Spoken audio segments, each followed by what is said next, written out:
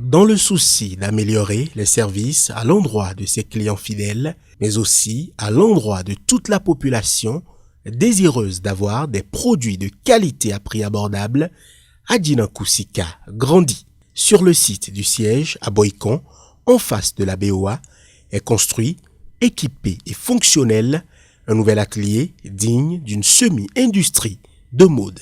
Une visite porte ouverte a démarré au siège de la marque pour une quinzaine de jours. Une visite qui a enregistré la descente de certains clients, mais aussi de ses partenaires bailleurs, afin de redécouvrir les récentes évolutions en termes d'équipement, d'image de marque et de perspective. La visite a démarré par l'atelier avec la découverte de l'espace dédié à la coupe, les différentes sessions de couture, la session broderie mécanique, la session broderie assistée par ordinateur et la session finition, et pour finir, un espace dédié à la formation et au recyclage qui sera meublé dans les prochaines semaines. Ce dernier espace est né du constat de la pénurie de main-d'œuvre qualifiée dans le domaine de la mode.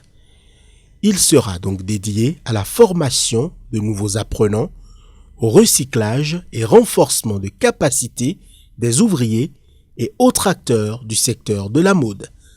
Adjinankou Sika Design utilise désormais le coton local tissé à la main. Il s'est donc mis en réseau avec les tisserands de la place. Objectif, travailler sur la qualité du coton tissé Made in Benin en vue d'en faire sa principale matière première lors des prochaines collections. Quelques créations en pagne tissée ainsi que la matière première Canva sont déjà disponibles en rayon. Visiblement sous le charme, quelques partenaires ont fait état de leur satisfaction.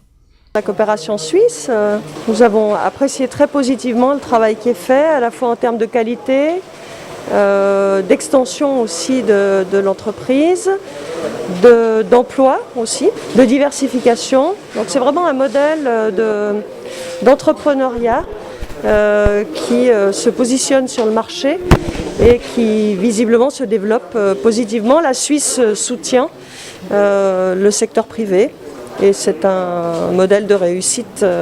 Alors on va dire que c'est quand même un jeune patron qui a montré des capacités à développer son entreprise en partant de petit, en l'amenant à ce qu'elle est aujourd'hui et en ayant des ambitions pour la suite. Et c'est sûr que pour la Suisse, partenaire du projet, tout comme les Pays-Bas d'ailleurs, l'Allemagne également, c'est extrêmement satisfaisant de voir les progrès accomplis.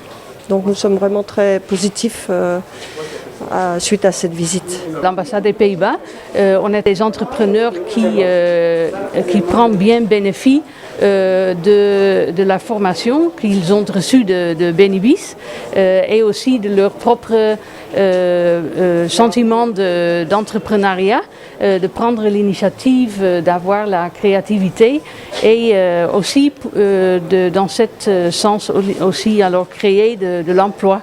Et aussi ce qui est bien, c'est de savoir qu'il y a un peu l'association entre les différents entrepreneurs dans le même secteur qui s'appuient et qui s'organisent pour mieux organiser alors le secteur de la mode. Je pense que la suite, il a lui-même évoqué les perspectives qu'il souhaite développer, les marchés qu'il souhaite investiguer. Je pense que ça reste aujourd'hui un partenariat, mais lui fait école, c'est aussi l'idée, c'est qu'il amène, si j'ai le goût, la volonté, si je suis un petit peu accompagnée, pas trop, mais juste ce qu'il faut, et si j'ai des idées. Après la visite guidée de l'atelier, place à la visite du showroom de Boycon pour prendre connaissance des différentes collections disponibles. Les partenaires et clients du jour ont pour certains acheté des vêtements, d'autres passé des commandes spécifiques. Aussi ont-ils acheté des masques réutilisables dans toutes les matières. Les visites se poursuivent et toute la population de Boycon et environ est conviée, et ceci dans le respect des gestes barrières.